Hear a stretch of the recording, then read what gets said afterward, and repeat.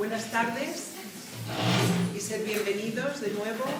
Comenzamos la sesión de la tarde con una mesa redonda sobre los dos libros que estamos tratando, el epílogo y Si no sabéis como este niño. La mesa será moderada por Gabriel Alberto Leal Buliño, que es religioso profeso de los Siervos de Jesús. Es licenciado y máster en Filosofía y Ciencias Sociales y también tiene estudios en Teología por la Universidad Pontificia Gregoriana de Roma. Al final, como siempre, habrá turno de preguntas. Muchas gracias. Una de las cosas más interesantes de estos encuentros es que podemos tener esta charla entre amigos y así entre amigos poder hacer algunas reflexiones. El día de hoy nos acompaña en este panel para hablar de estos dos textos 4 grandes amigos. Les presento a quienes están con nosotros. En primer lugar, Alberto Valero, quien es ingeniero industrial y doctor en ingeniería informática. Es director de la empresa BQ Educación y profesor asociado de programación de la Universidad Nebrija. Fernando Trigo, quien es licenciado en filosofía y profesor de esta asignatura en el Colegio Sagrado Corazón de Jesús en Madrid. Y un matrimonio amigo de todos nosotros, Alejandro Ramos, quien es ingeniero de caminos, trabaja en una consultora, y Ana Fernández Gurumeta, quien es psicóloga sanitaria, trabaja en un pequeño centro sanitario. Están casados de 2006 y tienen 3 hijos. Pues ambas parejas nos van a hablar de los dos textos. Alberto y Fernando nos van a hablar del epílogo y Alejandro y Ana nos van a hablar del texto Si no os hacéis como este niño. En el pequeño volantito que nos han entregado en la inscripción viene un prólogo escrito por el padre Baltasar, donde él nos da una pequeña provocación.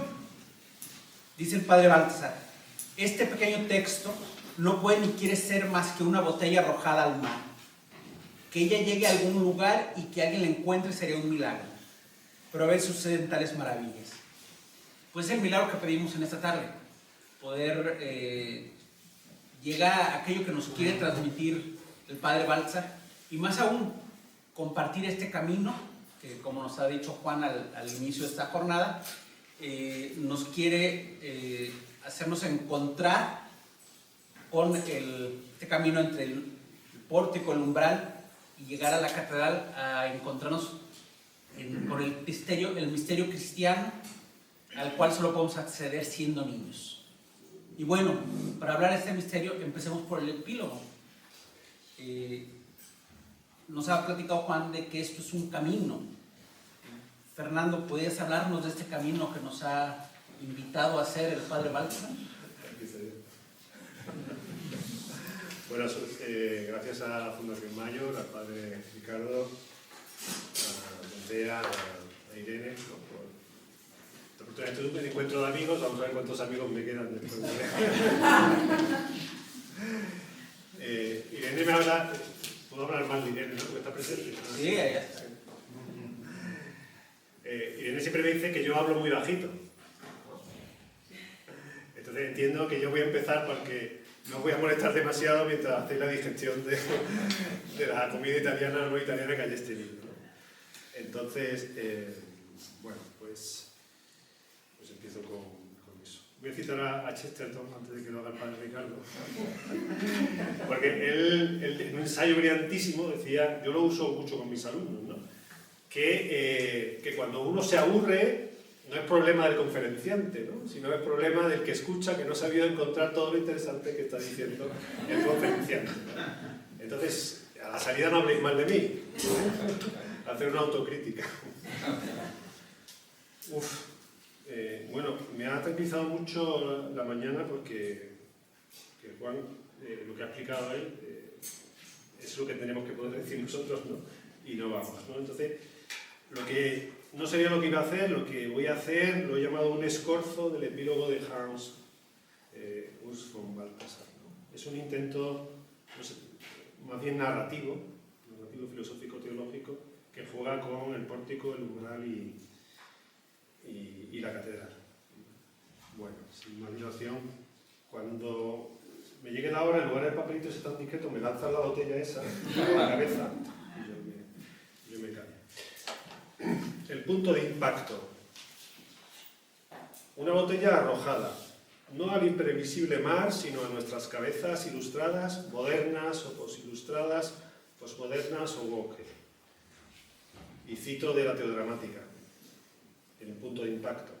¿Cómo es posible que un individuo singular, que desde el punto de vista histórico parece estar en retirada, desnivele el platillo de la balanza, si en el otro platillo se encuentra toda la historia y hasta el futuro? Frente a la pretensión de Cristo de polarizar cualitativamente desde su persona el drama del mundo y de incluirlo en sí y experienciarlo, se contrapone con su impresionante magnitud la pretensión de la historia de incluir por su parte en sí esta pretensión, con un caso particular notable entre otros casos innumerables. Fin de la cita. La piedra que desecharon los arquitectos amenaza con rompernos la crisma. Seamos sensatos, señores. Por mucho que pese esta piedra, no pesa ni lo que el polvillo de balanza si colocamos en el otro plato todo el conjunto de la historia y todos sus frutos, sus avances y su última y más brillante palabra, su omega, la ciencia. Ella, como su profeta Conte anunció, ha respondido o responderá a todas las preguntas que tienen respuesta, las únicas que tienen sentido humano. Jesús de Nazaret es ciertamente un caso eximio de humanidad, pero ya ha sido amortizado. Es justo reconocer su singular aportación a la historia de Occidente, pero ir más allá, por favor. No estamos en pleno siglo XXI, hay que estar a la altura de los tiempos. ¿Y dónde estoy yo? Estoy dando clases a mis alumnos en la catedral. Por momentos la siento grande y fría. Mi voz, como en eco, me suena lejana y extraña, descarnada. No hay palabra en ella. ¿Dónde están mis alumnos? Se nos dice que hay que buscar al hombre allí donde está. Epílogo. Del prólogo del epílogo. Me doy cuenta de que estoy solo. De repente surge, aparentemente de la nada, un extraño personaje, como sacado de una vieja historia jasídica. ¿Acaso era el loco de Nietzsche, pero a la altura de los tiempos? No es ninguno de mis alumnos, pero de algún modo responde a todos los nombres de esa lista. Muy cortésmente, por fin alguien me está entendiendo. Muy cortésmente, con una educación desusada, me dice: le he estado oyendo atentamente y jamás oí respuestas tan bellas, tan buenas, tan verdaderas. El problema es que nadie sabe a qué preguntas responden esas maravillosas respuestas. Y hablo por boca de todos. ¿También de usted? Azorado, salgo del aula en busca de mis alumnos o de mí mismo. Conviene buscarse donde uno está.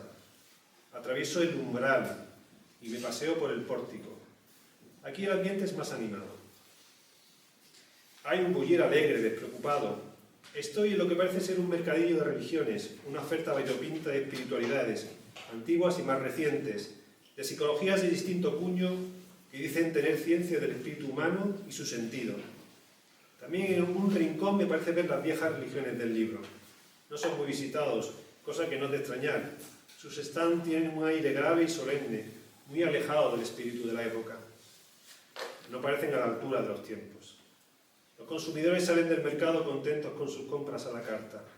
Veo el contenido de sus cestas, un poco de mesa giratoria, un poco de zen, un poco de teología de la liberación, y ya es mucho. Me siento algo incómodo. Recuerdo los tiempos pasados cuando deambular por el pórtico no era consumir para apaciguar la inquietud o cordis, sino conversar hinchiendo el corazón hasta que nuestras palabras abarcaran al mundo que se iba abriendo a nuestros jóvenes ojos. En mi juvenil ardor contrastaba las verdades de la fe cristiana con otras verdades. Verdades sí, pero de un grado inferior que, si pacientemente se sometían a un diálogo esclarecedor y sin prejuicios, la apología socrática reduciría o bien a la nada o bien a reconocerse como verdades subsumibles en la gran verdad católica. El universo en su conjunto se me aparecía como una magnífica construcción que encontraba su más bello cierre y previsible consumación en el cristianismo. Reducción cosmológica. Los logoi spermioticoi, bien leídos por una razón omnicomprensiva, dicen el logos proclamado posteriormente por el cristianismo, gnosticismo. También recuerdo otras épocas, más centrado en mi yo, en las que el mensaje cristiano se me presentó en su pureza ética y como reclamo de una utopía humana superior a cualquier otra propuesta de compromiso político y de acción en favor del hombre. Reducción antropológica. Me veía capaz de escribir una obra paralela al genio del cristianismo de Chateaubriand, por supuesto a la altura de estos tiempos.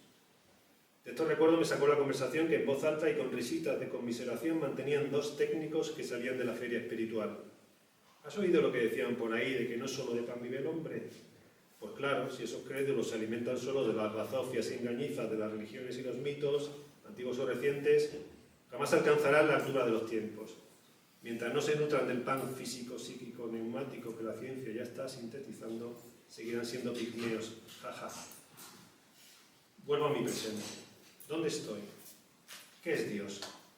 La conclusión a la que llegan todos los razonamientos de las premisas poseídas sin nuque por los hombres de todas las épocas y lugares, la más omniabarcante y bella verdad a la que conducen todas las verdades parciales, es Hegel el quinto y definitivo evangelista, el cóndor que supera al águila joania y que vuela a la altura de los tiempos. Recuerdo lo que he leído recientemente en un libro del que me han pedido decir algo. Dios sigue siendo un misterio. Este misterio, incluso en su revelación cumplida, puede ser aceptado como verdadero y por tanto creído solo en una decisión libre sostenida por la gracia de Dios. Esto mismo vuelve a subrayar que este proceso de integración de todos los fragmentos de sentido de la existencia no puede ser en absoluto una prueba irrefutable de la verdad de la fe cristiana. Si existiera tal prueba, dejaríamos atrás como superfluo el acto que llamamos fe. Fin de la cita.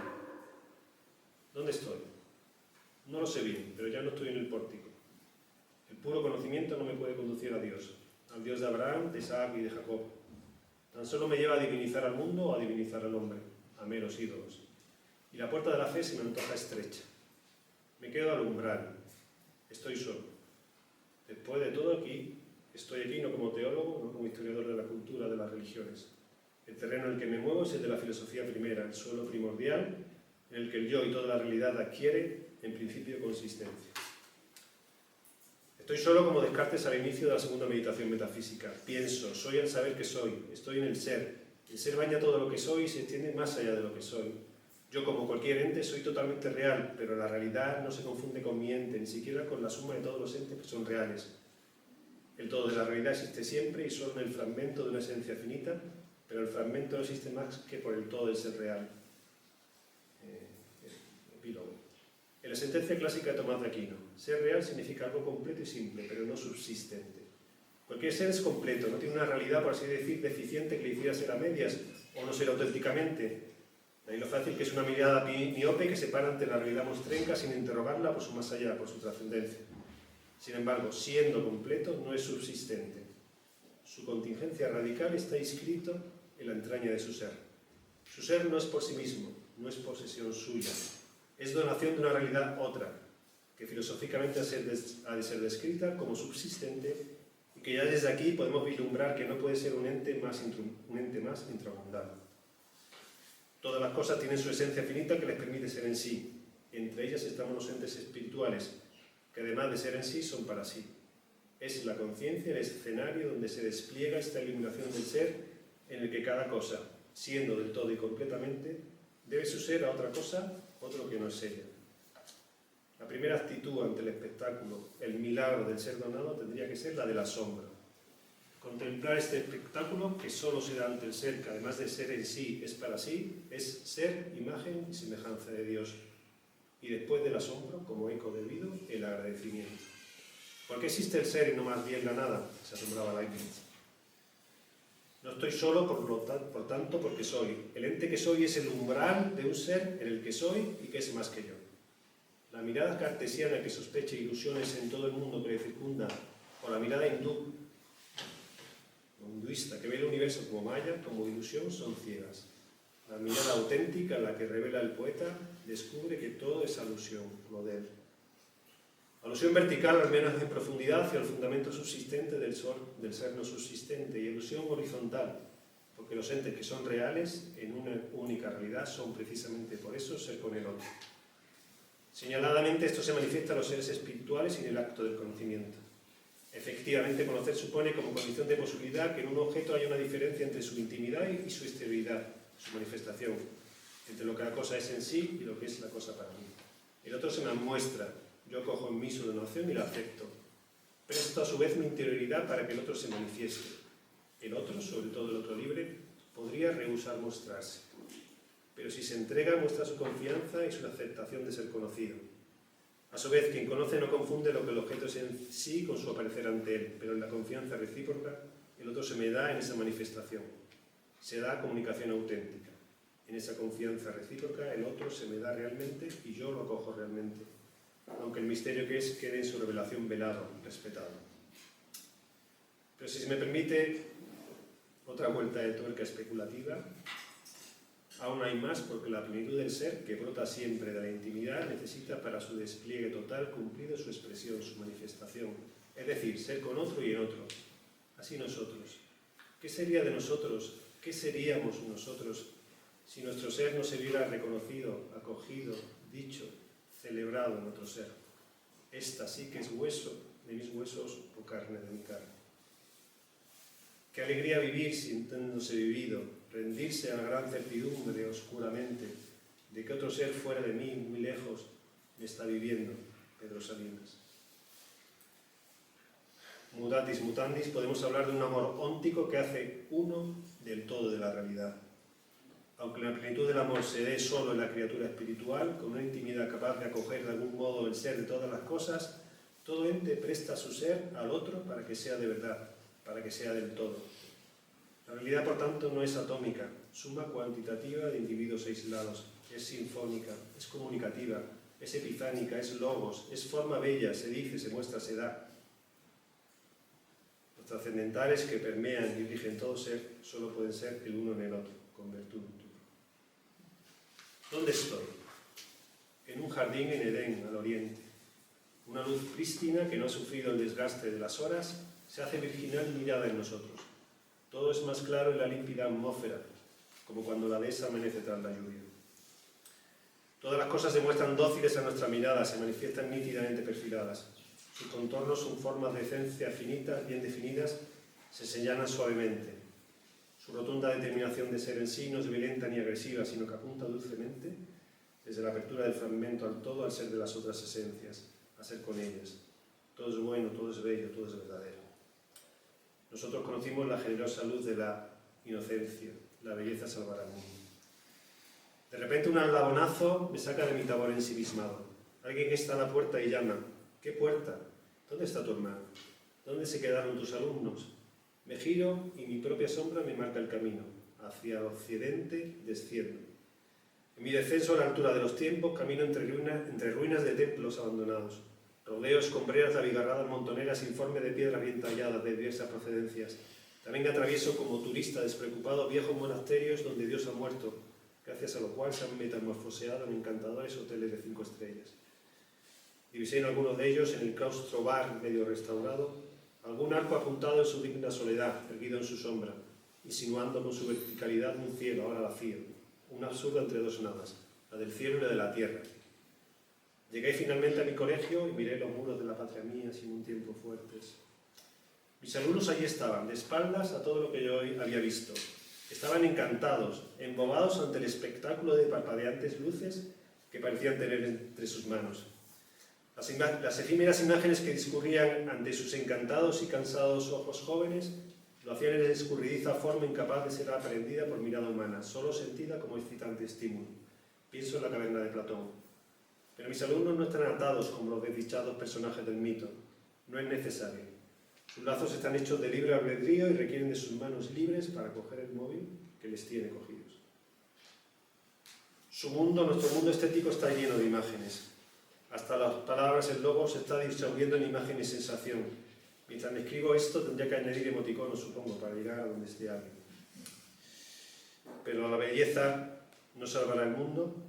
La imagen es presencia, ciertamente, pero en la forma de una primicia que nos habla de un cumplimiento mayor que se nos otorga la esperanza. Ante el hambre real que nos sacia, este pan virtual que tenemos a la mano, estas imágenes, seguimos buscando estúpidamente el pan de vida en la siguiente pantalla. Es tan fácil deslizar el dedo, hacer scroll, actualización digital del ennui pascaliano.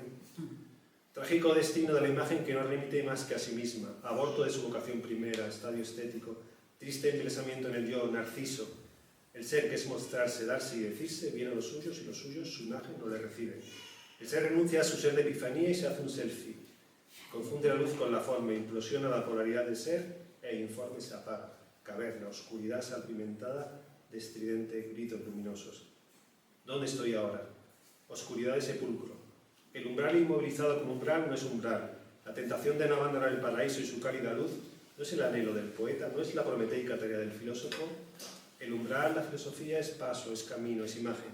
Cuando la luz se quiere apresar y asegurar, deja de ser el maná que nos alimenta cada día. Se pudre al llegar la noche, se extingue en sí misma y se hace oscuridad de sepulcro. ¿Cómo salir de este encierro mortal? El umbral se hizo camino y me trajo hasta aquí. Retroceder hasta el pórtico me resulta inviable. De repente la misma voz, aunque modulada de un modo distinto, con tonos más carnosos y dulces. Estoy a la puerta y llamo.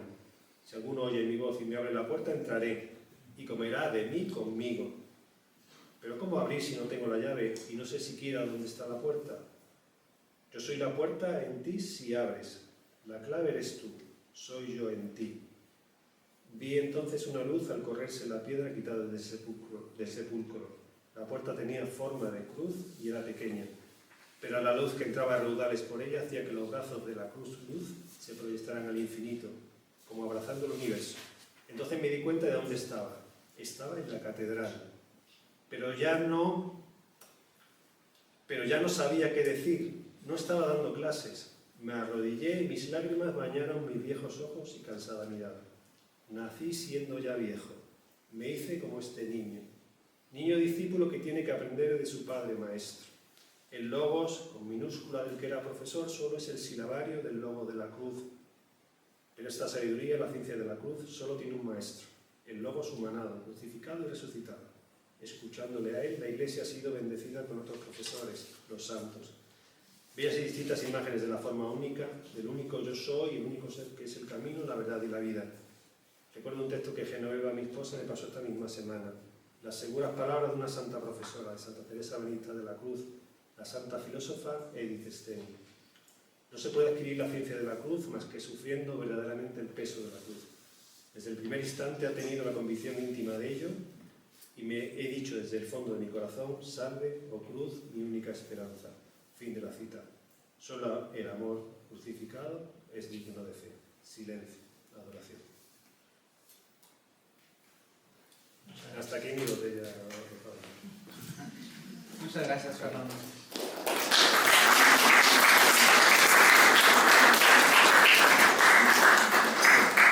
Alberto, nos has explicado hace unos momentos, Fernando, este camino del que hemos hablado desde esta mañana, el pórtico, el umbral y entrar a la catedral.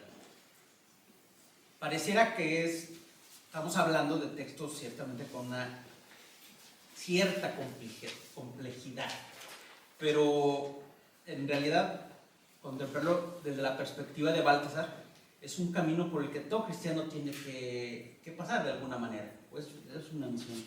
Tú eres ingeniero. ¿Qué te ha dicho a ti estos textos? ¿Qué representa para ti el epílogo? ¿Cuál es tu experiencia que nos quieres compartir sobre este texto? Me alegro que me hagas esa pregunta.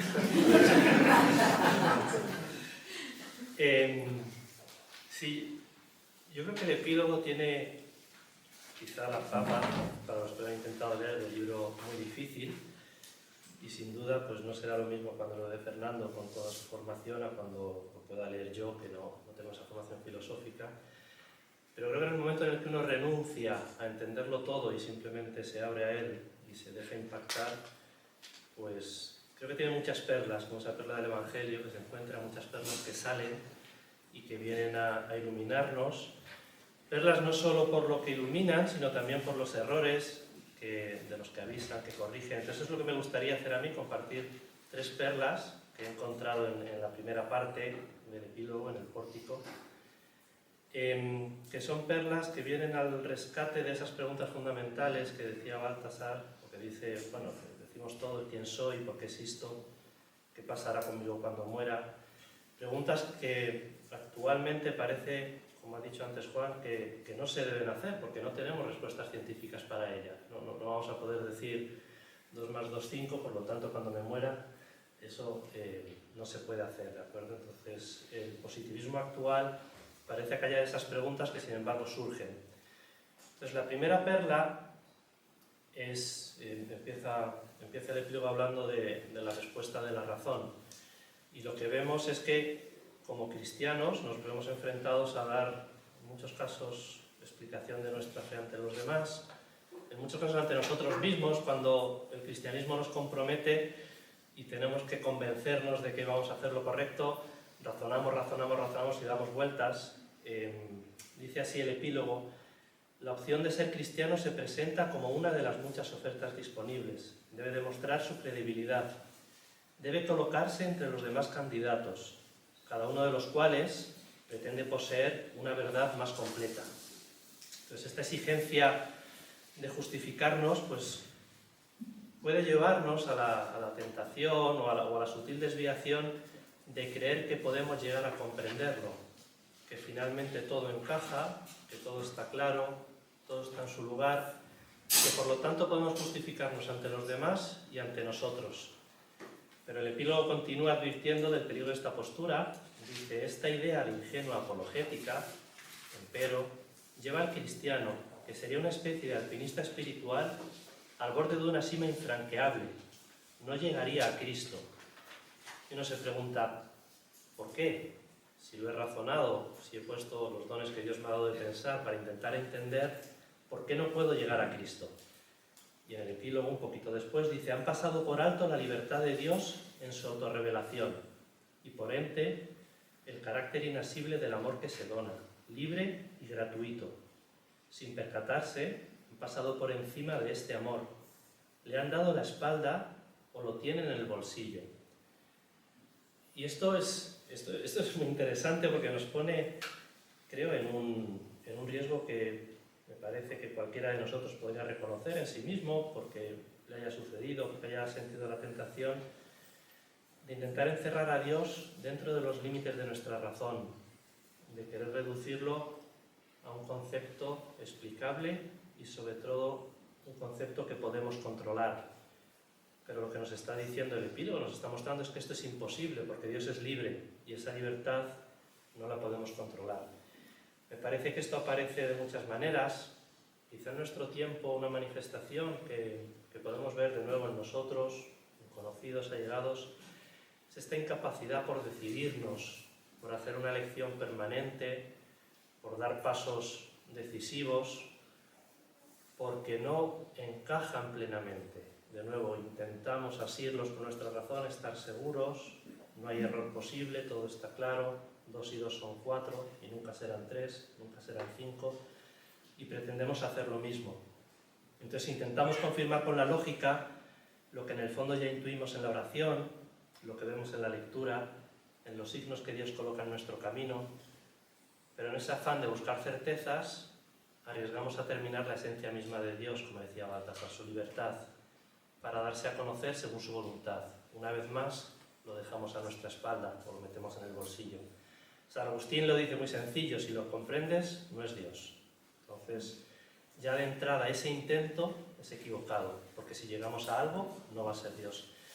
Quizá otra manifestación es en esas multitudes de planes de vida, de hábitos, rituales, que secuestran el amor de Dios. Si hago esto, si me levanto, hago esto, luego me salvo y Dios me amará. Casi como secuestráramos el amor de Dios y una vez más dejamos a Dios a nuestras espaldas. La segunda perla está en el otro extremo, que sería, en el epílogo se llama la indiferencia filosófico-religiosa, y es: ya no quiero reducir a Dios con la razón, no quiero controlarlo, sino que Dios es todo. Entonces me planto ante Él maravillado, Dios es todo. Pero si Dios es todo, entonces, ¿qué soy yo? ¿Qué es el mundo? No somos nada, no puede haber dos todos, no puede haber un todo y un poquito.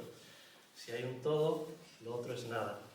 Entonces, en esa actitud en la que yo no soy nada, lo único que me queda, lo único cierto, lo único seguro, lo único que no es apariencia, es Dios. Y en el epílogo se ponen varios ejemplos de filosofías que han crecido en esa dirección. Y dice Lao Tse, por ejemplo: no ser tocado por la fama, no ser tocado por el desprecio, no ser tocado por el beneficio, no ser tocado por la pérdida, no ser tocado por el honor, no ser tocado por la ignominia. Eso es el Tao. Garzali dice del hombre que finalmente se ha liberado de la apariencia del mundo, de que ha superado todo, su corazón alcanza un estado en el que tener y no tener una cosa son equivalentes, de modo que no se siente inclinado ni a cederla ni a guardarla. Y Daya afirma: para el amigo de Dios es lo mismo el honor y el deshonor, la alabanza y la represión, el rechazo y la acogida por parte de los hombres. Y aunque todas estas ideas nos parezcan lejanas, o quizá no, vienen de Oriente, debemos darnos cuenta que no nos resultan tan extrañas y vemos ese atractivo que tiene esa abnegación casi heroica a la que todos estamos llamados, mediante la cual buscamos alcanzar un dominio absoluto sobre las pasiones, una reciedumbre que nos permita que nada nos afecte, estar por encima de todo y por encima de todos, de modo que avanzamos por el mundo impasibles, directos hacia Dios, y lo hemos alcanzado a través de una virtud heroica por la que hemos conquistado al final el árbol del bien y del mal. Realmente somos los dueños y señores.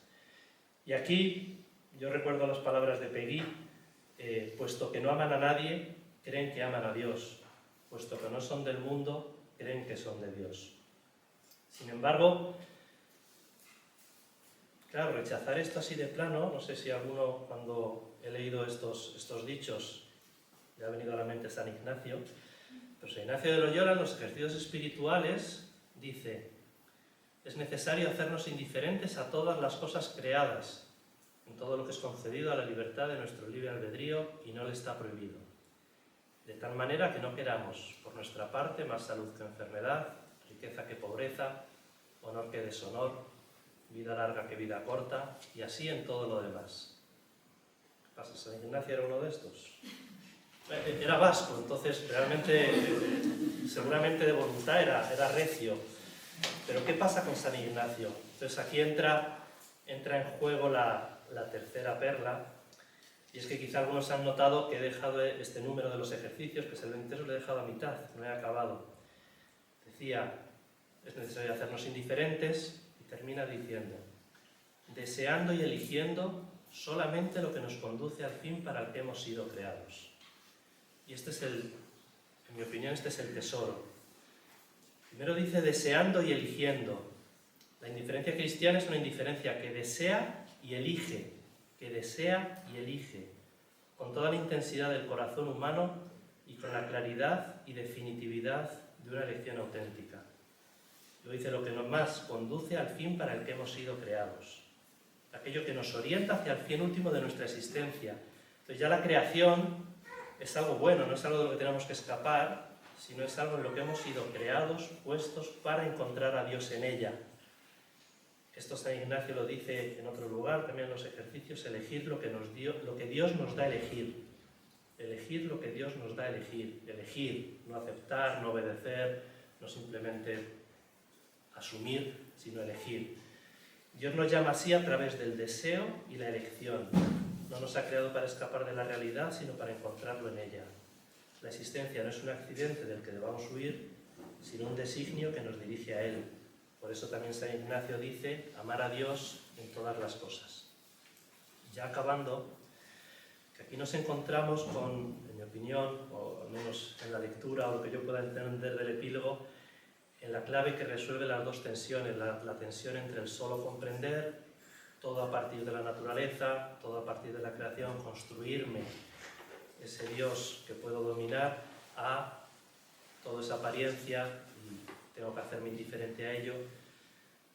Y esa tercera perla lo que viene a decir es que el cristianismo es ante todo una respuesta a la iniciativa libre y amorosa de Dios, que se nos da y se nos revela en la segunda persona, que es palabra, por medio del Espíritu Santo.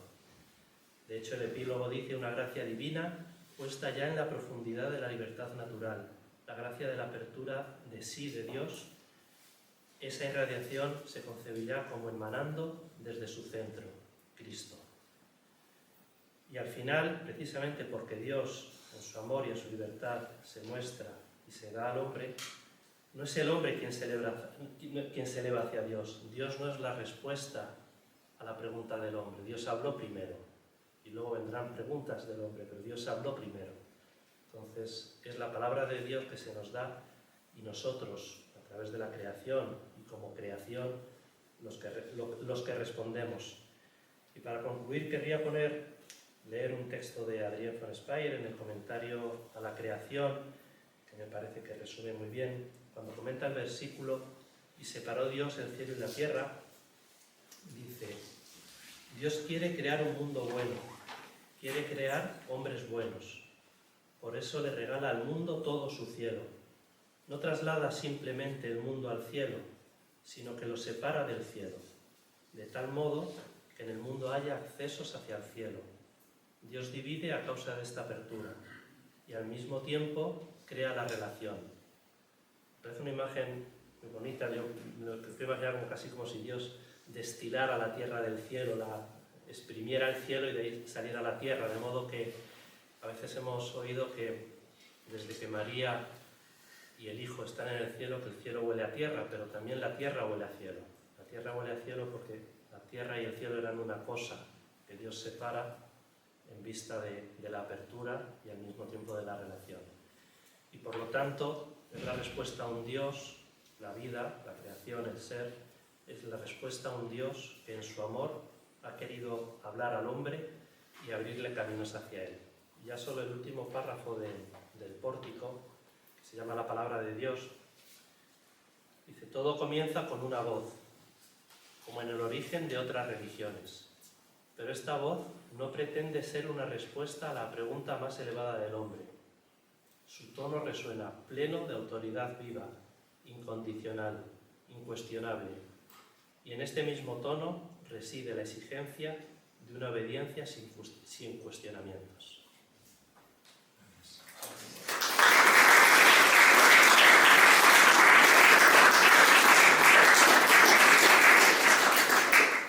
Gracias, Alberto. Nos has recordado que el cristianismo es esta respuesta a la iniciativa de Dios. Y si bien nos ha recordado esta mañana Juan que el centro de la obra de Baltasar es recordarnos que Dios es amor, también la última obra, si no os hacéis como este niño, nos recuerda que solo podemos recibir el amor haciéndonos como niños. Vosotros como matrimonio sabéis que han tenido esta experiencia de que solo se puede educar, solo se puede vivir si tenemos el amor en medio de nosotros, si lo hacemos hogar. ¿Qué experiencia nos pueden compartir Alejandro, Ana? Primero Alejandro, te aviento el balón. ¿Qué experiencia podemos compartir de la lectura de este texto, si no os hacéis como niños? Es un texto muy rico. A mí me preguntaba ya nuestro adolescente en casa: ¿pero papá, te has leído el libro? Y yo varias veces le decía: pues la verdad es que como tal, leerlo, lo que es leerlo, no lo he leído nunca. O sea, lo he rezado muchas veces. Pero no es un libro que, para mí, que no soy filósofo, que no soy teólogo, que sea de ponerme a leer encima de la mesa. Es un libro que voy saboreando como muy poquito a poquito, porque hice muchas cosas. A mí, en parte, me recuerda como, no sé, la carta del abuelo, pensemos, que te ha dejado y que puedes leer diciéndote las cosas importantes de lo que es el cristianismo, ¿no?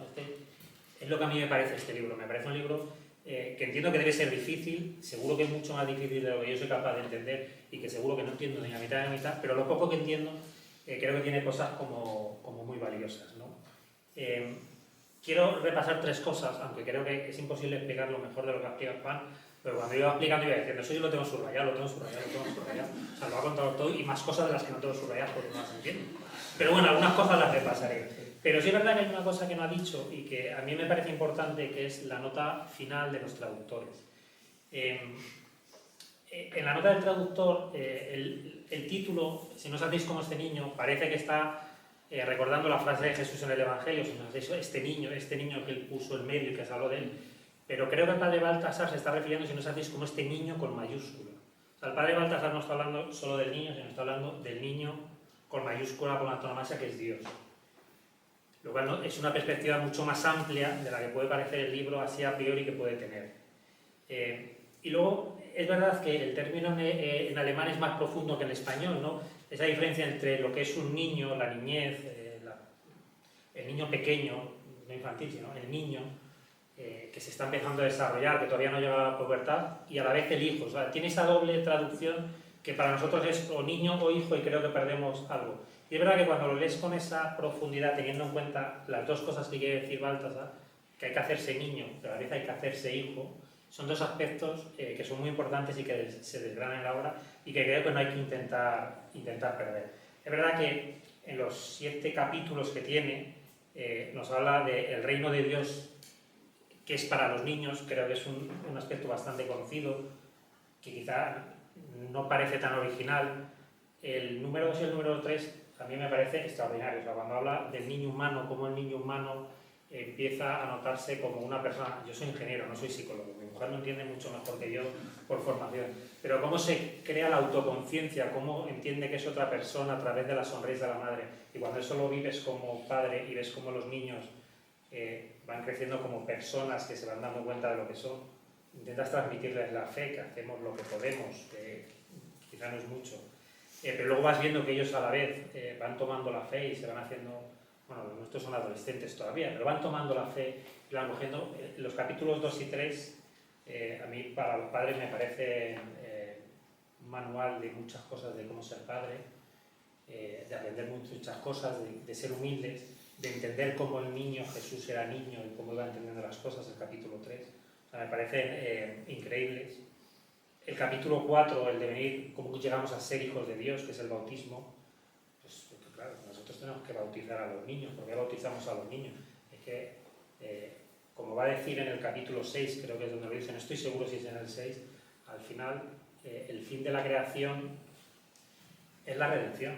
Entonces, hay que bautizar a los niños porque el fin es que toda la creación se redima, ¿no? Que Dios se haga hombre y vaya a la cruz para que todos volvamos a estar en Él, ¿no? Como nos ha explicado Juan en la segunda charla de esta mañana. El capítulo 5, que habla de cómo ser cristiano, o sea, no cómo ser cristiano, perdón, cómo ser niños, o sea, cuáles son las características del niño. O sea, es que es maravilloso, hay que maravillarse, el agradecimiento, cómo vivir los sacramentos, cómo vivir el tiempo como juego, como gratuidad. Todo esto que lo tienes que vivir en familia, que al final es la misión que Dios te está poniendo, está desarrollada de una manera, me parece maravillosa, muy bien explicado y sin ser un manual de ser padres, ni un manual teológico, entiendo. Y el capítulo 6, que a mí me parece casi el fundamental, ¿no? Ese desafío al día de hoy, esto lo escribía Baltasar en el 87, 30 años después, ese desafío contra el positivismo del que habéis hablado, creo que hemos ido 2 pasos más allá. Creo que ahora el problema ya no solo es el positivismo, sino el hombre que no solo es que se haga a sí mismo, sino que hace a sí mismo a través de las imágenes, ya ni siquiera del razonamiento. Bueno, va pasando el tiempo, no ha perdido actualidad, pero creo que ahora mismo el desafío incluso puede ser un poco mayor, ¿no? Y cómo plantea el padre Baltasar que al final ese ser niño es el ser niño del hijo que se pone en la cruz y que llega a la cruz y se vuelve a ofrecer al Padre como momento central de la redención. Y es muy bonito, como nos explicaba Juan, dice, no solo es que Jesús nos coja y como guía es el héroe que nos va a salvar, es que es el niño que ha jugado un poco al trilero, que está jugando con su padre y que en el último momento nos ha puesto detrás para ponernos a todos delante y no sé cómo decirlo, a lo mejor teológicamente no está muy bien dicho, pero le ha hecho trampas al padre para ponernos adelante a todos nosotros. Y es que esto es lo que hacen mis hijos cuando jugamos, o sea, pues así es Dios. O sea, la verdad que me parece un libro muy que tiene mucho que decir a las familias, creo que tiene mucho que decir pues, probablemente a los adolescentes. Esto ya intentamos recordar las veces que hemos rezado, que hemos leído el libro.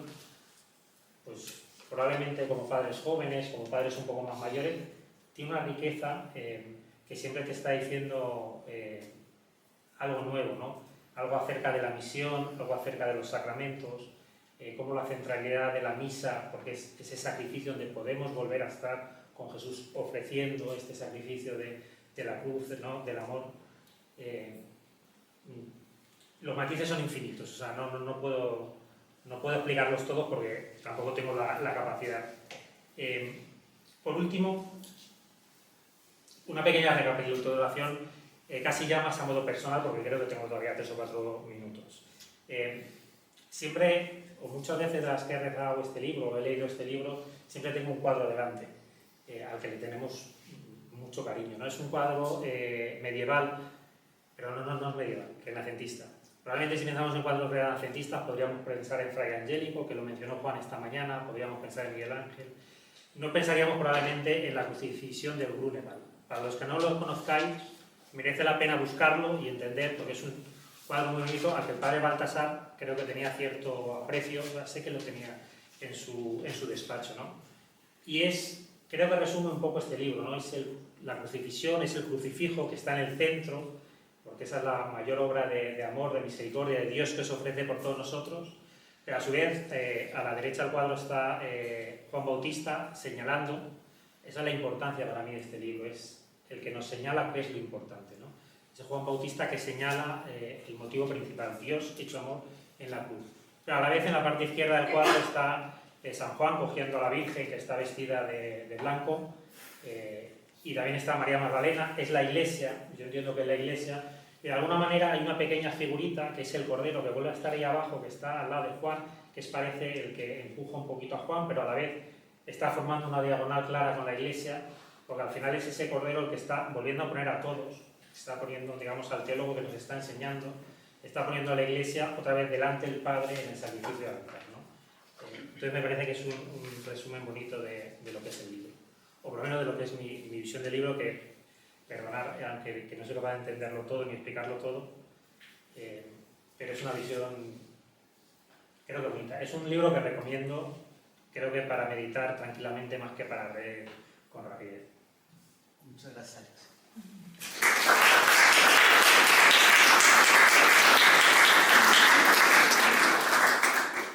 Ana, sobre esto que nos ha empezado a hablar tu marido, en tu mirada como madre, como educadora, como consultora, como psicóloga, la lectura de este libro, ¿a qué nos puede ayudar a comprender? ¿Qué nos puedes hablar de este libro en esta mirada de aceptación del amor de Dios en nuestras vidas? Pues yo lo primero quería leer una frase en la página 79, un poco parecido a lo que decía Alex también, ¿no? Dice: todos nosotros somos y permanecemos frente a la palabra de Dios niños que no entienden el fondo de las cosas. Y yo parto de esto. Sí. O sea, este libro y tantos otros textos y otros comentarios, seminarios y tantas diálogos que hemos tenido alrededor de Baltasar y Adriel, creo que esa es un poco como una bonita manera de mirarlo, ¿no? Como entendiendo que no lo vamos a entender, pero que no va de eso. O sea, que no está este libro escrito para que nosotros entendamos lo que hay que hacer, hay que ser, hay que cumplir o hay que para llegar a o para conseguir algo, ¿no? Sino, como decía Alex, ¿no? Creo más bien como desde una mirada mucho más contemplativa, ¿no? Como algo más intuitivo, pequeñas palabras, gestos, incluso miradas de los que nos los habéis ido traduciendo, ¿no? Porque es verdad que nosotros tenemos muy poquita idea de filosofía, de teología, de tal, ¿no? Pero no hace falta, porque ya estáis vosotros, que nos lo contáis o que nos transmitís de alguna manera pues esas pinceladas, ¿no? Entonces me parece como que ahí es el principio, ¿no? No leemos al padre Baltasar para aprender, sino más bien como al revés, como para dejar hacer, ¿no? Como una mirada más contemplativa, una mirada más callada, Entonces, no podemos como resumir el libro, ¿no? Como hacer un esquema o algo así, sino más bien como pequeñas palabras que nos han ido marcando en el tiempo, ¿no? Por ejemplo, cuando lo leímos la primera vez en Somos Aguas, yo recuerdo ya, se la tira, ¿no? 2006 o por ahí más o menos. Yo recuerdo que la frase que me quedó más grabada fue que el Padre es más grande que yo. Y leímos el libro entero, pero yo solo me quedé con esa palabra, ¿no? O sea, la sensación de que las dos manos del Padre, ¿no? Como ese cuadro de Rembrandt, eran las que nos estaban sosteniendo a nosotros, no que nosotros tuviéramos que hacer algo para llegar a conocer al Padre o a no sé, como quizás lo que habíamos aprendido un poco, ¿no? Como por nuestros propios méritos llegar a... y no era al revés, ¿no? Y este concepto al revés quizás es el que a mí más me ha ayudado en todos estos años, ¿no? Cuando te casas y te das cuenta de que pues, no todo lo que sabías es lo que es, hay más. Cuando empiezas a tener niños y empiezas a ver que no tienes ni idea, que no tienes ni idea de lo que hay que hacer en nada, ¿no? Estamos perdidos, pero que de alguna manera como que no depende de ti, como que no es tu hiperresponsabilidad de hacerlo bien o de tener que sacar como grandes conclusiones, ¿no? Sino como describe el libro, más bien muy bonito, ¿no? Como si María le iba mostrando al niño la hermosura de la flor o la grandeza de las estrellas, ¿no? Como un acompañar poco a poco en ese crecimiento del niño, a irle descubriendo el mundo, a irle comprendiendo también, ¿no? Este despertar de la autoconciencia, pues lo explica muy bonito Baltasar, ¿no? Como esta mirada y esta sonrisa que despierta en el bebé la certeza intuitiva de que él es un ser distinto, ¿no? Y de que esa vida le pertenece de alguna manera, ¿no? Pero es a través de esa mirada, es en esa interrelación, ¿sí? Aquí también algo que a mí me marcó mucho es esta sensación de nuevo del revés, ¿no? Que no es que yo, madre, tengo que ayudar a los niños a entender su vida y la realidad y a sí mismos, sino al revés, que ellos, de niños, me están enseñando a mí a poder verme también como niña, ¿no? O sea, es como si en vez de tener yo que ser la que lo sepa, ser yo la que esté abierta o disponible a aprender de ellos, quizás lo que en mí había quedado olvidado. Y por eso, años después, leyéndolo también, me llamaba mucho la atención este concepto de originario, ¿no? Como este despertar algo que ya estaba, que igual con las experiencias de la vida, de crecer y de lo que vamos aprendiendo, se queda como demasiado olvidado. Y sin embargo, en esa huella originaria está esto que también habéis comentado un poco todos, ¿no? Como eso para lo que hemos sido creados, ese origen bueno y santo que ya estaba en ese primer pensamiento de Dios al inicio, cuando empezó a pensar que esto tenía sentido expresar este amor en nosotros, ¿no? Entonces, sí, es más bien como si a mí este libro me hubiera enseñado a mirar desde el ser niña y entonces ir poco a poco acogiendo este ser criatura y años después comprender un poco mejor este ser hijos de Dios, ¿no? O sea, que Dios no se ha conformado con hacernos criaturas, sino con elevarnos a ese ser hijos.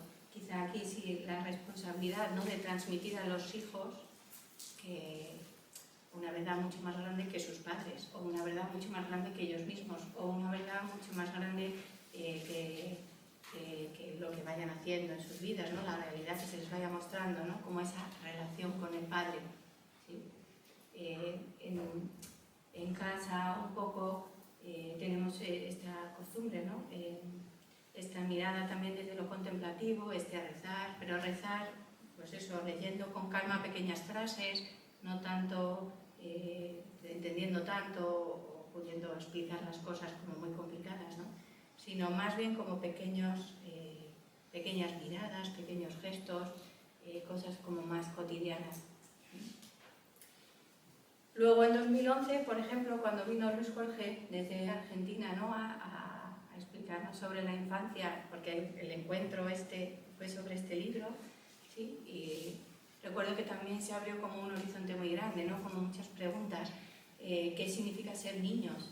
¿Qué significa este amor por esta criatura, ¿no? Como pues empezar a comprender, a leer también a Ulrich, a Gustav Sieber, ¿no? Esta metafísica de la infancia. Esto también interrelacionándolo con la vida en la consulta, ¿no? En esos pacientes que llegan muy dañados, no sé si alguno fuera de este infantilismo que comentábamos esta mañana, ¿no? Y también un poco buscando respuestas para ellos, ¿no? Cómo llegar a estos pacientes que algo se ha interrumpido en su vida con respecto a este concepto del amor, a este crecer desde el amor, ¿no? A esto que dice Baltasar también aquí, que la angustia de que la vida del amor puede morir, ¿no? Pues esto es nuestro trabajo, es como muy fácil de ver cómo las personas se han ido quedando como encapsuladas, como en etapas anteriores no han podido crecer, no pueden acoger esa responsabilidad de su vida porque algo ha fallado en esa imagen del amor, ¿no? No se les ha podido mostrar de la manera en la que eran, ¿no? Y ahí de nuevo, pues otra vez, ¿no? Algunas palabras del libro en este concepto de huella originaria, a mí, por ejemplo, me dieron mucha luz, ¿no? Como el poder darme cuenta de que más allá de esa angustia de que el amor había podido fallar en sus vidas, ahí estaba esa huella originaria. Había algo que permanecía indeleble, como dice él también en alguna frase, indeleble en el fondo de su alma, ¿no? Como si pudiéramos rescatarlo de alguna manera, pudiéramos volver a mirarlo de alguna manera, ¿no? Y poder volver a poner a este pacientito, en este caso, delante de toda su esencia, de lo que Dios había pensado para él, ¿sí? No tanto lo que nosotros quizá pensamos que debería ser bueno en su crecimiento, en su desarrollo o en las necesidades para tomar decisiones libres, ¿no? Sino más bien en esa esencia, ¿no? Y eso de nuevo nos lleva, ¿no? A tenernos que poner un poco delante del Padre y ver esa esencia también en nosotros, ¿no? Esa mirada del Padre por sus criaturitas, o esa mirada del Padre por nosotros, por nuestros niños, por nuestro matrimonio, por nuestra familia, ¿no? Y poder darnos cuenta de que no es tanto lo que nosotros podemos hacer, sino como lo que Dios ya ha puesto en ese fondo, en ese origen, ¿sí? Más bien como ayudar a ser vehículo a que eso pueda realizarse, a que eso pueda mostrarse hacia afuera, ¿sí? Entonces, si yo dijera de qué va el libro, pues casi la palabra que más me sale es la palabra esperanza, como decía Juan esta mañana, ¿no? La esperanza de saber que no es tanto nuestro esfuerzo y nuestra capacidad de comprender las cosas y de intentar hacerlas bien, o intentar no hacerlas muy mal, no fastidiarla mucho, sino más bien como la esperanza de que ya está en potencia, en el fondo del alma, esa unidad para la que el amor simplemente busca despertar, ¿no? Y nos llama a responder. Es más bien como la disposición, ¿no? Del corazón, el estar delante de esta cruz, este crucificado, delante de la mirada de María y de Juan, y solo contemplar, ¿no? Y dejar brotar un poco de dentro ese que es lo que Dios quiere en ese momento en concreto, ¿no? O en esa situación un poco cotidiana, ya sea de los niños, ya sea de casa, de tomar decisiones, o ya sea de un paciente en concreto, ¿no? Algo que es de sacar, no tanto hacer por nosotros mismos, ¿no? Y Muchas gracias.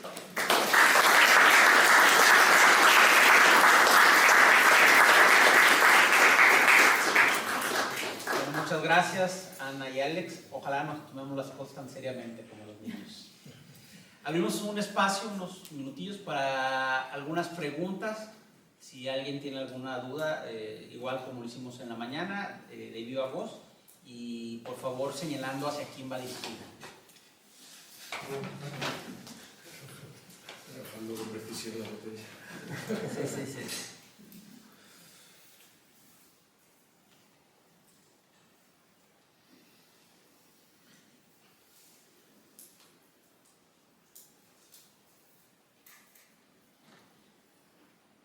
esto es muy clarísimo.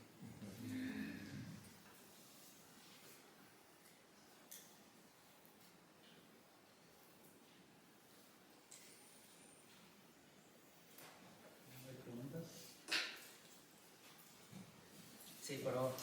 Ali. Yo tengo una pregunta a todos. O sea que me interesan más los ingenieros, porque más la parte profesional.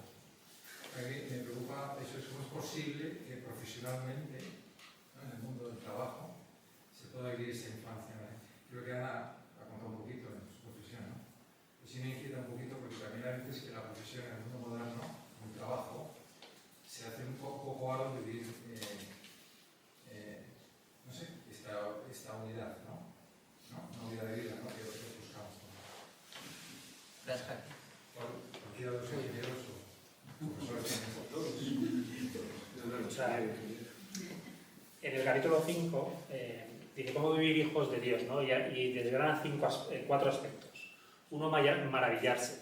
Perdón, no le veo a Javi. Maravillarse. Dices, hombre, entiendo que en tu profesión, entiendo que a veces ser profesor es muy duro y a veces puede ser muy duro enfrentarse a la clase, pero hombre, normalmente a casi todos nos gusta un poquito nuestra profesión. Entonces, el aspecto de maravillarse es muy sencillo, yo creo, en cualquier profesión, ¿no? Encontrar algo que te guste, pues algo el mundo.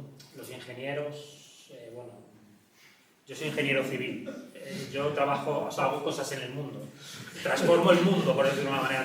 Es fácil maravillarse, o sea, podemos hacer un túnel para que la gente pueda ir a un sitio. Ese maravillarse creo que es un aspecto que en casi todas las profesiones, de alguna u otra manera, lo puedes vivir. ¿No? El segundo es el agradecimiento por tener un trabajo, una cierta misión que estás cumpliendo con ese trabajo, agradecimiento con las personas con las que tienes que tratar, agradecimiento porque ese trabajo te ayuda a poder vivir. O sea, vivir el agradecimiento dentro del trabajo me parece fácil, los compañeros te ayudan, o sea, hay una forma de vivir en el trabajo agradecidos que es fácil. Luego habla de los sacramentos. Bueno, pues en mi empresa no tenemos misa ni capilla por el estilo. Bueno, ese aspecto quizá, bueno, es verdad que no se podría tocar, ¿no? Y luego al final el padre Baltasar también habla de cómo vivimos el tiempo. Pues también cómo nos tomamos seriamente el trabajo o no el trabajo. El niño, cuando el tiempo no se está preocupando por lo que viene después. El niño cuando juega, juega. Y cuando ya está muerto de cansancio se echa a llorar porque no puede más. Pues a lo mejor también esta forma de vivir el trabajo, que cuando estoy trabajando lo que me toca es trabajar y hacerlo, pues también es un aspecto de vivirlo como un niño que se puede vivir. Entonces yo, por ejemplo, del libro de Si no os hacéis como este niño, si hay ciertas formas o sea, ciertos de los aspectos de cómo ser niño que se pueden materializar más o menos concretamente en el trabajo. Y el epílogo no lo sé, se lo dejo a Ha preguntado de ser niño. El producto de la unidad.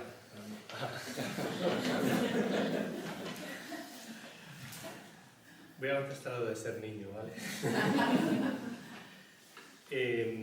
Yo en cualquier trabajo, no por ser ingenieros, que es realmente estar en el trabajo, en el acto de trabajar, estar abierto a lo que el otro dice.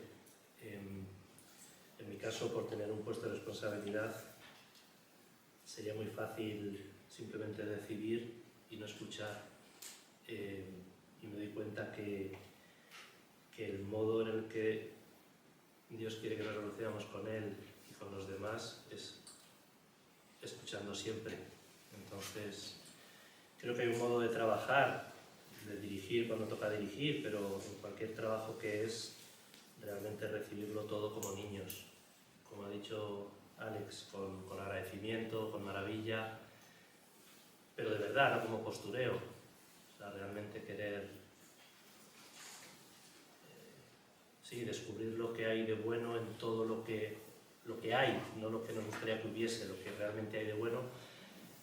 Pienso en los compañeros, en los clientes, en los proveedores, y solo después de haber acogido, entonces, bueno, pues el que tenga que decidir, que decida, el que tenga que actuar, que actúe, el que tenga que obedecer, que obedezca, pero solo después de haber recibido. Me parece que ahí es donde está esa mezcla que también se decía de ser niño responsable y maduro, no solo niño de tontín que no hace nada, o sea, no, asumir plenamente la profesión, pero desde la receptividad. Me parece que por ahí No digo, no estoy poniendo mi ejemplo, digo que es lo que creo, o lo que al menos creo que debería hacer un cristiano en la profesión.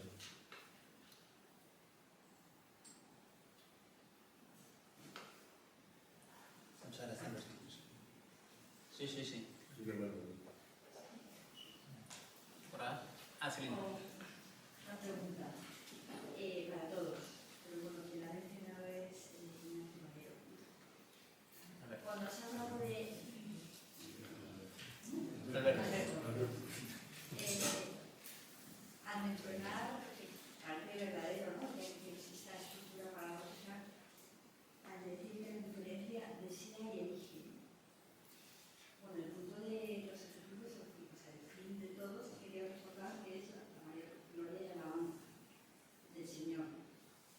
Pero lo que voy a decir, el sí de María, estoy mezclando muchas cosas, pero el sí de María, que es una diferencia absoluta, ella también desea y elige, o sea, desea y elige la voluntad de Dios. ¿Hasta qué punto? Bueno, si puedes desarrollar un poco más lo de la diferencia de desea y elige. Quizá un maestro, director de ejercicios. Como quieras. No, sí, por favor.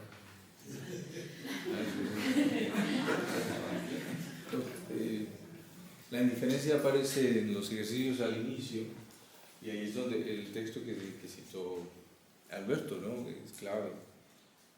No deseando y eligiendo, sino lo que más nos conduce al fin para el que somos creados. O sea, la indiferencia es no un desinterés, sino un interés en una sola cosa, en lo que Dios quiere. Al inicio de los ejercicios, en lo que Dios quiera, en lo que pueda querer, sea lo que sea.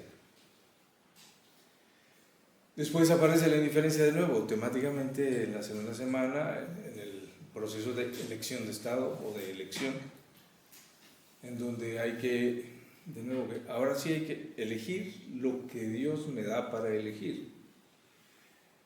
¿No? La indiferencia en el principio y fundamento es: no elige porque ya está, porque el corazón ya está determinado hacia Dios.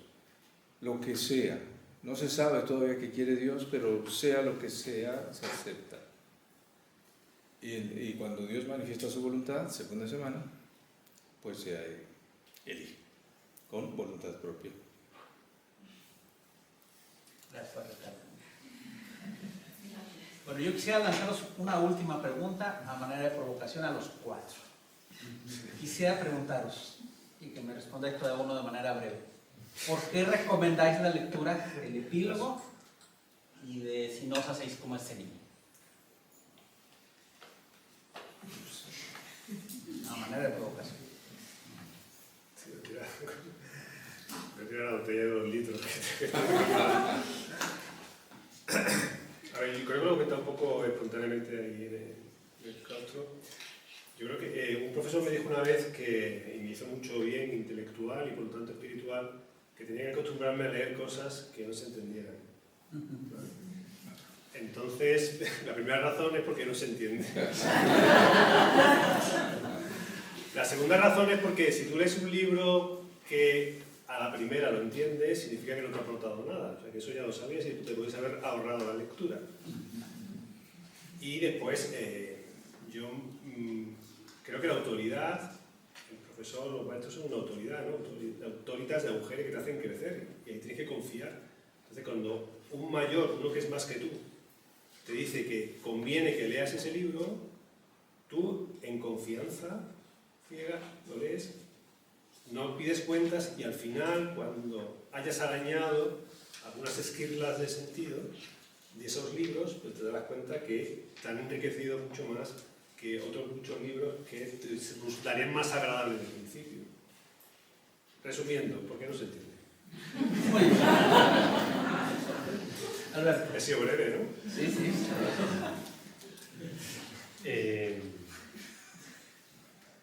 Yo creo que digo lo complementario a lo suyo.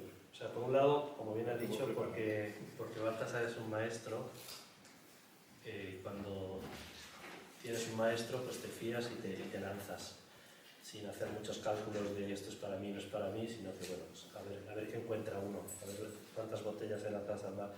Yo lo he hecho por lo que no se entiende, o porque no se entiende, y yo diría porque no se entiende, pero hay cosas que sí se entienden, y eso son luces verdaderas. Entonces, creo que en el epílogo, más allá de las cosas que no se entienden, hay cosas muy luminosas también para ingenieros, entonces, que somos los que menos leemos. Entonces creo que es un libro, sí, que aporta, que da muchas luces. Muchas gracias. Alex. Pues yo así de golpe, al oírte, diría que porque Dios quiere amarnos, entonces aquí te cuenta cómo te está amando y cómo nos... O sea, es como dejarse amar de alguna manera, ¿no? Como estar un poco predispuesto, dispuesto, disponible a dejarse ser hijo, a abrazarse por el Padre, no sé, como pequeñito, me sale así, ¿no? Como sentirte un poco protegido en esa mirada paterna que creo que es un poco lo que quiere transmitir aquí, ¿no? El niño es el que confía. Entonces, yo diría que merece la pena leerlo como para poder ser niños de verdad en ese abrazo. Alex, algo. Sí, no sé si he entendido bien el texto que nos decías al principio, ¿no? Pero me ha parecido entender, ¿no?, que el padre Baltasar decía, tiene un mensaje y sería un milagro que alguien lo encontrara, lo leyera y entendiera algo. Yo creo que este libro es ese milagro.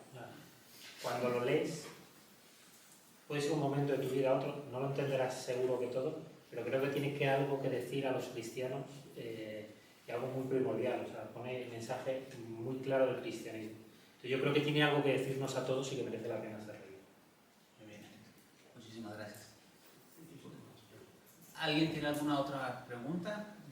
¿Algunos minutillos todavía? Sí. Para el matrimonio, me ha gustado mucho cómo comentáis el leer el libro lentamente, con esa mirada niño lenta que no comprende, que no entiende, pero que a la vez se detiene. Entonces eso es muy bonito, así estar ahí con algo maravilloso que me sorprende. Entonces yo pensaba, ¿se podría esto considerar como un sinónimo? Un abandono a la providencia, que digamos, tú no sabes, en la vida no sabes tu vida dónde te va a llevar, pero a la vez vas, te lanzas, ¿no? Entonces, desde nuestro punto de vista, no sé si, ¿cómo se podría entender esta mirada que se detiene, que a veces no comprende, pero que contempla, digamos, como el de un abandono a la providencia, de Dios que es el que lleva el rumbo de todo el universo? Yo creo que en uno de los capítulos, creo que en el 3, cuando habla del niño divino humano, el padre de Baltasar dice que el niño Jesús, en algún momento, él ya era consciente de lo que él se entregaba, que iba a haber una cruz, pero claro, no sabía lo que era la cruz, porque no podía saber lo que era la cruz, pero a veces él sabía que se entregaba completamente en ese abandono, ¿no? Creo que es en ese capítulo 3 en el que lo explica.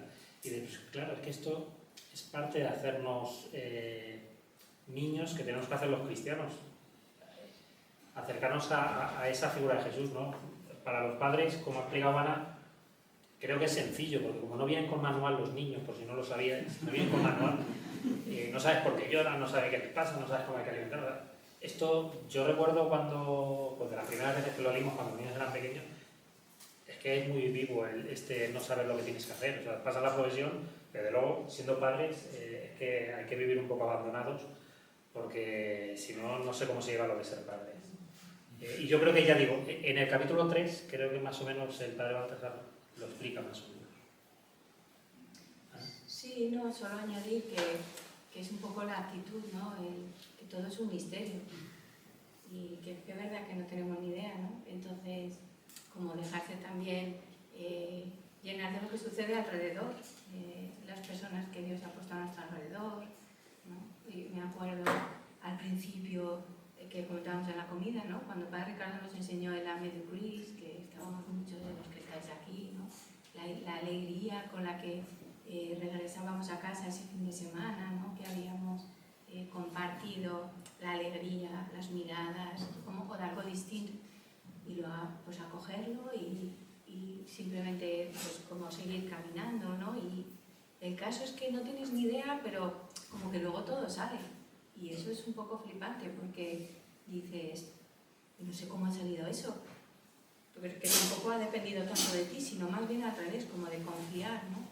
Yo he aprendido mucho, y lo que me queda claro, de los niños, de cómo ellos percibían las cosas desde otro lugar tan distinto, y decías, pues esto tiene que ser importante, ¿no? Entonces, como fiarte, ¿no? De que lo que está sucediendo tiene un sentido, y entonces que si te das el permiso de dejarte enseñar o aprender por eso que ha sucedido, quizás pues pueden salir cosas diferentes, ¿no? Algo así. Baltasar lo nombra muchas veces la palabra asombro. Es aquí, ¿no? Es el increíble, ¿no? Wow, pero mira, si el niño lo ha resuelto súper fácil, y es que esto con los niños es muy fácil de ver, como que ellos resolvían cosas y dices, ya está, si ya se le ha pasado, si es que no era, y tú estás ahí dando cuenta qué le pasa y tal, no sé qué, no sé cuánto. Como mucho más sencillo, pero a la vez sencillo mientras sucede, no como tú quisieras que sucediera, no sé cómo decirlo, como que o te abandonas a que está bien hecho y entonces te fías, y entonces ellos son más maestros y nosotros más acompañados, algo así.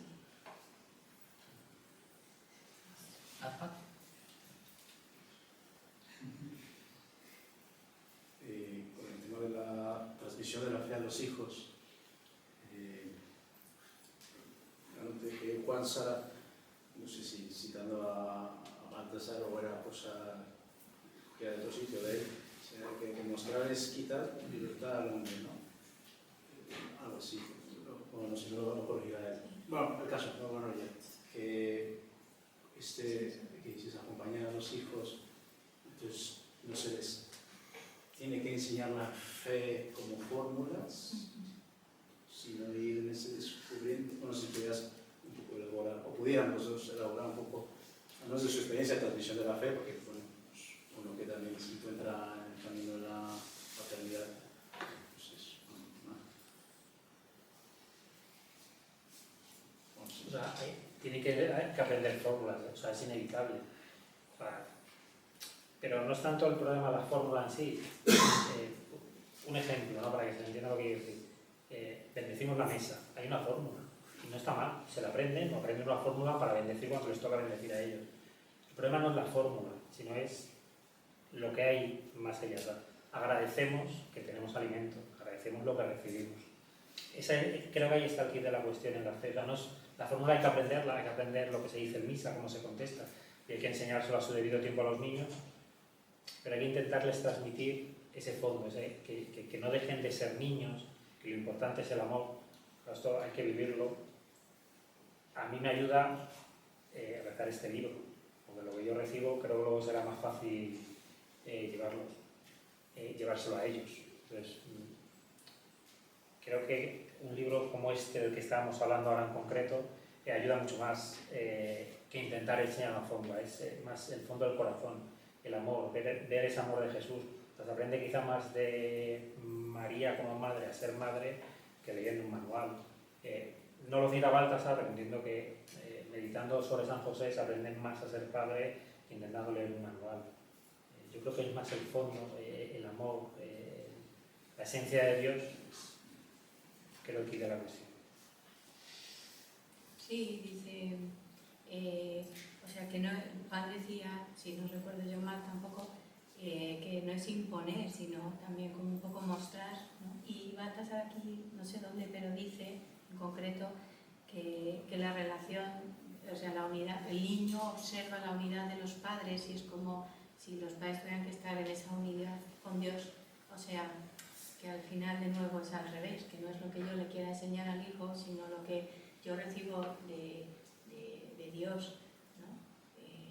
En esa oración sencilla de por la mañana, que no es que te cuento la oración, sino que estamos en silencio y rezamos, y cuando eran chiquititos pues nos traíamos a la cama. Todos, ¿no? Porque a ver, yo quería rezar, entonces yo cojo el libro y voy rezando, ¿no? Y entonces se van despertando y ya tienes que poner desayunos, ya no puedes rezar, ¿no? Yo, no, todos con su librito ahí en la cama, sí, que estamos rezando, estamos en silencio, ¿no? A ver, duraba 5 minutos, claro, porque luego ya, bueno, pero yo creo como un poco, si para mí es muy importante esos 5 minutos de silencio, poder estar tranquila, leyendo una frase, aunque todos los días leas la misma frase porque no llegas a más, yo entiendo que transmites es que esto es importante, es que vamos a misa y vamos todos, y aunque no nos enteremos de nada no importa, porque atiendes a niños 7 veces, pero estás aquí y el ambiente, el misterio, la mirada, recuerdo con mucho cariño los niños chiquitines y miraban a Alex, ¿no? Les llevaba en la fila de comulgar y les iba explicando así en bajito, que no sé lo que les decía, bueno, no oigo mucho, pero yo entiendo que les decía algo así como, y ahora vamos a ver a Jesús y no sé qué, y no sé. Y el misterio también de que a mí me hace ilusión venir aquí y vengo a misa porque es la alegría de compartir, de escuchar, de no sé, algo así, como que es más el ambiente que al final es que imponer la fe, ¿no?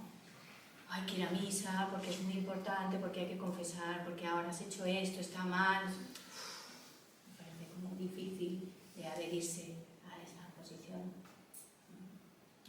Como un peso.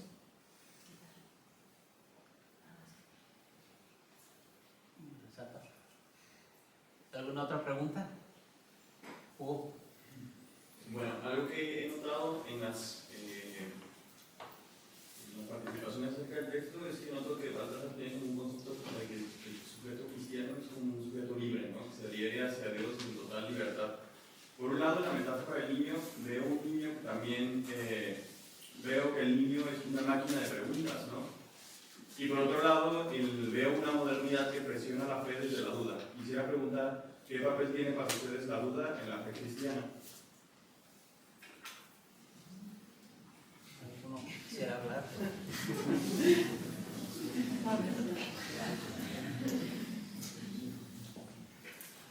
La duda siempre va a estar. El niño tiene la duda. De hecho, el niño, me va a corregir Ana, que es psicóloga y lo sabe mejor que yo.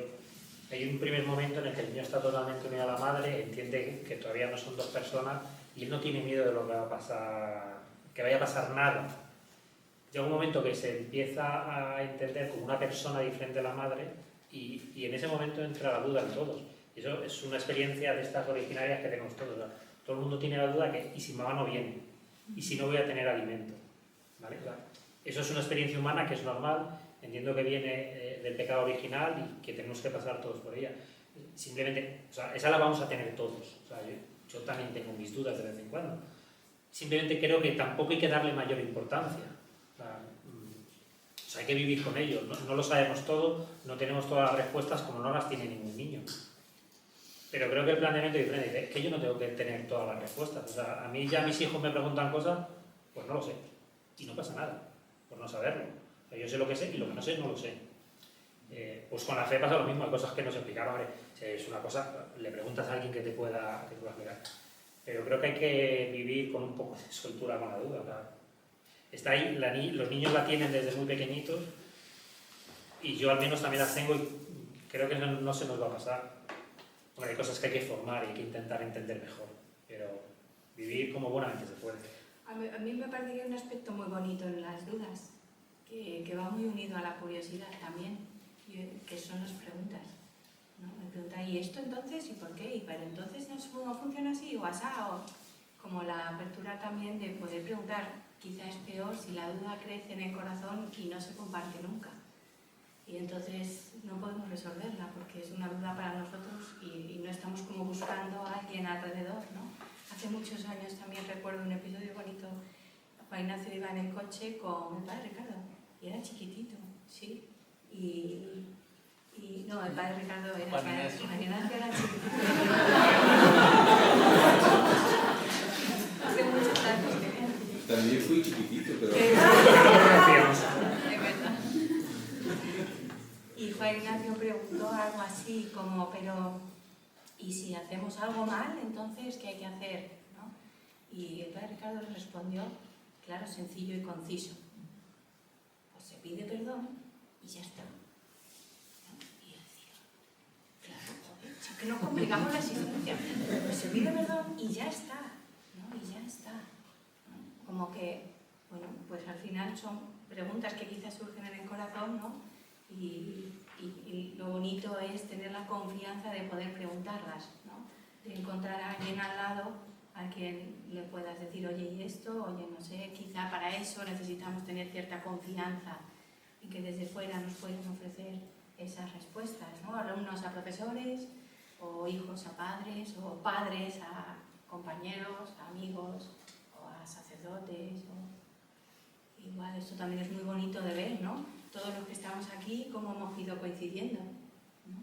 Y cómo la manera en la que, por ejemplo, Ana Álvarez ha ido explicando cosas en distintos cursos y tal, no sé qué, nos ha hecho a nosotros dudar de otras cosas, ¿no? Y preguntarnos otras cosas y seguir como tirando del hilo, ¿no? O sea, quizá en la duda hay algo bonito que despierta el querer saber, ¿no? O filosóficamente entiendo que tendría que ver con este querer ampliar ese conocimiento, ¿no? Sí, yo por vincular también, yo creo que una cosa es la duda del niño, que yo creo que es un principio heurístico, que nos ayuda a descubrir el mundo, y otra es la duda del adulto, que ya no tiene la duda escéptica, sino que de alguna manera usa solo la duda para no terminar de creer en nada.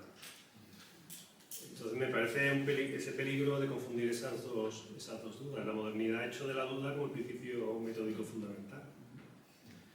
Y al final, ¿a qué nos ha llevado? A que solamente la certeza es lo indudable. A lo único que podemos decir que es verdad es lo que resulta indudable.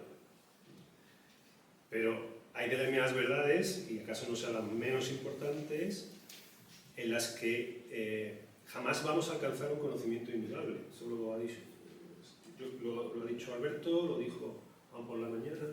La realidad esa de misterio. El misterio se revela como misterio. Sabes cosas de él, cada vez sabes más cosas de él, pero su libertad es indisponible para ti, para tu razón. Porque si no, al final tu razón va a hacer un ídolo de sí misma y no va a poder encontrarse con Dios. Entonces, hay verdades, y quizás sean las verdades más fundamentales, en las que hay que confiar.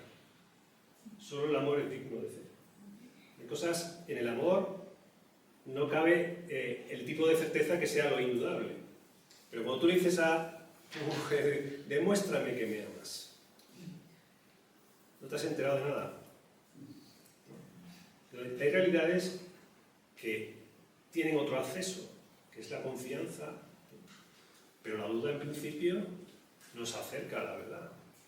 Pero no hay que confundir la duda como el único método, ¿no? Yo en esta posición ahora misma, el umbral. Pero hay que entrar en el templo.